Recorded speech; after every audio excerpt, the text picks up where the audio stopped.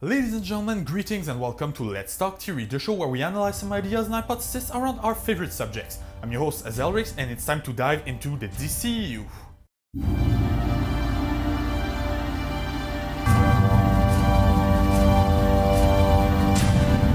So first of all, let me say the Snyder Cut wasn't, I say it wasn't, a disappointment. It was pretty good. Until the end, when it became awesome.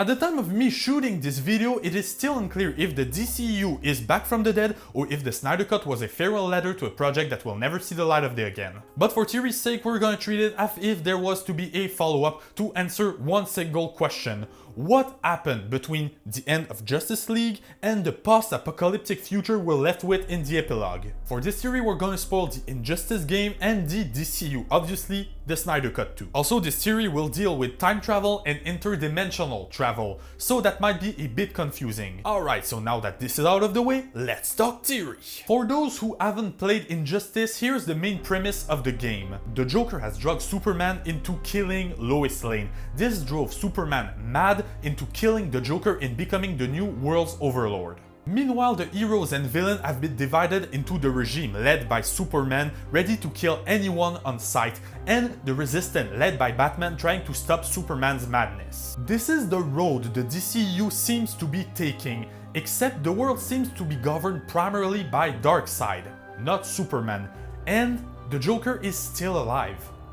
So what happened? What if I told you it had something to do with the Motherbox from Justice League? Throughout both Justice League and the Snyder Cut, we see time and time again that the Motherbox can interact with Cyborg's mind. Even in the Snyder Cut, there is a scene when the Motherbox is trying to force Victor to surrender and to accept his death. And I think such a link might also exist between Superman and the box. Face it, the only concrete difference between Cyborg and Superman at the moment of their death is that Cyborg's body was way too damaged to be useful to a living being, so the Motherbox had to repair it. But the point is, the Motherbox pretty much brought both of them back from the dead. Meanwhile, the Snyder Cut confirmed that the Motherbox were indeed scared of Superman's power, which means that they were aligned with Darkseid, not the League, and most importantly, that the Motherbox are conscient beings. So if the box is truly conscious, if it sides with Darkseid, and if it is afraid of Superman, why bring him back to life? Unless the Motherbox had a plan.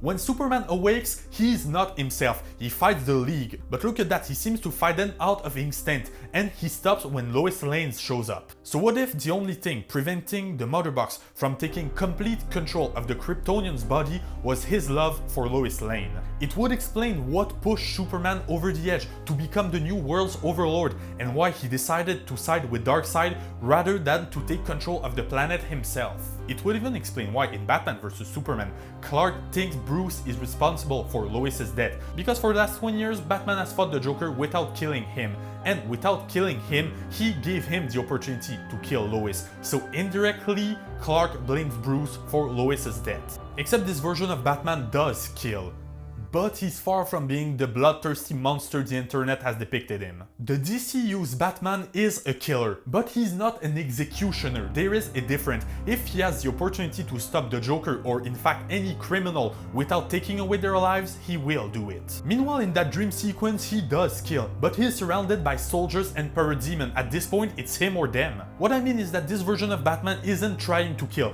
but he does believe that the end justifies the means. And this is why in this universe, Batman and Superman will oppose again. There is a line between them, a line that Superman has crossed that Batman will not cross. He doesn't believe in Superman's regime, and he doesn't believe that his omnipresent death penalty is a solution.